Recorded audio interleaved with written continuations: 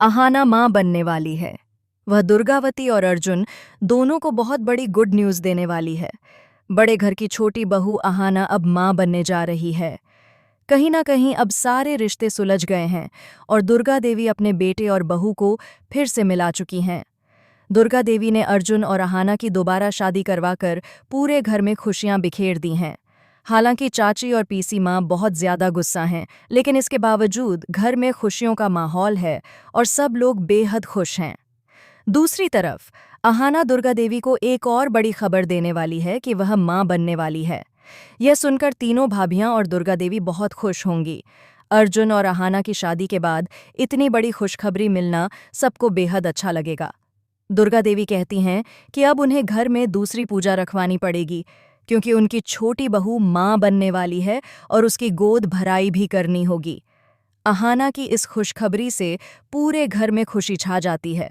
लेकिन इसी बीच पीसी माँ, पोल्टू और चाची जी मिलकर कुछ नई साजिश रच रहे हैं। वे नहीं चाहते कि अहाना इतनी जल्दी माँ बने, इसलिए उसे सबक सिखाने के लिए घटिया प्लानिंग करते नजर आते हैं। उधर अहाना को नौकरी भी मिल गई है। वह नौकरी पर भी जाएगी और अर्जुन को खुशखबरी भी देगी। घर में ढेरों खुशियां आई हैं, लेकिन इनके बीच एक बड़ा ग्रहण लगने वाला है। चाची जी अहाना के बच्चे को नुकसान पहुंचाने की योजना बनाती हैं और उसके खाने में कुछ ऐसा मिलाने वाली हैं कि अहाना मां न बन पाए। ये बात अहाना को पता चल जाती है और वह चाची जी पर इल्ज़ाम लगाएगी कि आपने मेरे बच्चे के साथ ऐसा किया।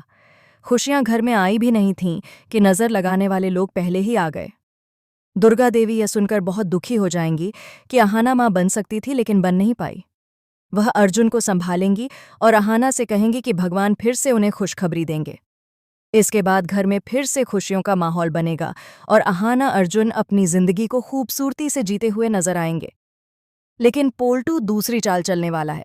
वह ऑफिस जाकर मैनेजर से कहेगा कि अहाना नौकरी के लायक नहीं है और वह कंपनी को छोड़कर भाग जाएगी। यह सब सुनकर कहानी में बड़ा ट्विस्ट आएगा और अहाना की जिंदगी में एक और तूफान आ जाएगा।